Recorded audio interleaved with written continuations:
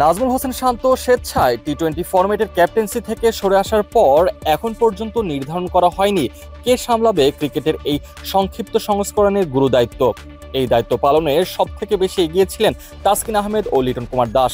তবে ইনজুরির কারণে আসন্ন টি-20 সিরিজে এই দুই ক্রিকেটারকে পাওয়া যাবে কিনা তা বলা বেশ মুশকিল।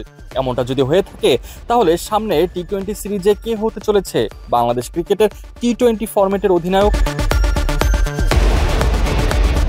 লিটন দাসের ইনজুরি পরিস্থিতি এখন বাংলাদেশ ক্রিকেট বোর্ডের নজরে, কারণ আসন্ন সংযুক্ত আরব আমিরাত ও পাকিস্তান সফরের টি-20 সিরিজে জাতীয় দলের নেতৃত্ব দেওয়ার দৌড়ে এই উইকেটকিপার ব্যাটারি বর্তমানে সবচেয়ে বেশি এগিয়ে আছেন। তবে তার ফিটনেস পুরোপুরি নিশ্চিত না হওয়ায় অধিনায়কের নাম চূড়ান্ত করতে কিছুটা ধৈর্য ধরতে হচ্ছে বোর্ডকে।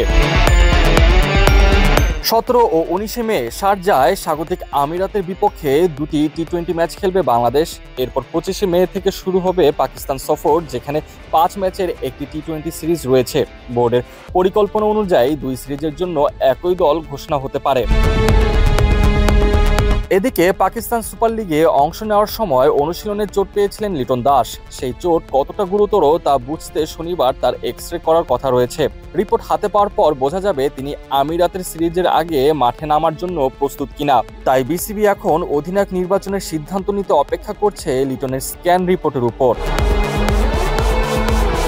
তবে শুধু লিটনই নয়, আরেক অভিজ্ঞ ক্রিকেটার তাসকিন আহমেদের ইনজুরিও চিন্তার কারণ হয়ে দাঁড়িয়েছে বোর্ডের জন্য। অ্যাকিলিস ইনজুরির কারণে বর্তমানে ইংল্যান্ডে চিকিৎসকদের পরামর্শ নিচ্ছেন এই পেসার।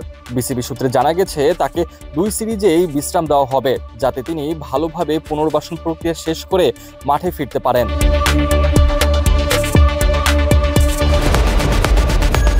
এমন অবস্থায় অধিনায়ক নির্বাচনের ক্ষেত্রে তালিকা আরও সংকুচিত হয়ে গেছে। এর আগেও লিটন দাস নেতৃত্ব দিয়েছেন। ওয়েস্ট ইন্ডিজ সফরে নাজমুল হোসেন শান্ত ইনজুরিতে পড়ায় সেদিন লিটনই নেতৃত্ব দিয়েছিলেন। তবে বোর্ডের সঙ্গে আলোচনায় শান্ত নিজের ইচ্ছায় টি-20 ফরম্যাটে নেতৃত্ব না দেওয়ার সিদ্ধান্ত জানিয়েছিলেন, যার ফলে এখন বিকল্প খুঁজে বের করতে হচ্ছে বোর্ডকে। আর সেই কারণেই লিটনের ইনজুরির খবর হয়ে উঠেছে সবচেয়ে গুরুত্বপূর্ণ বিষয়।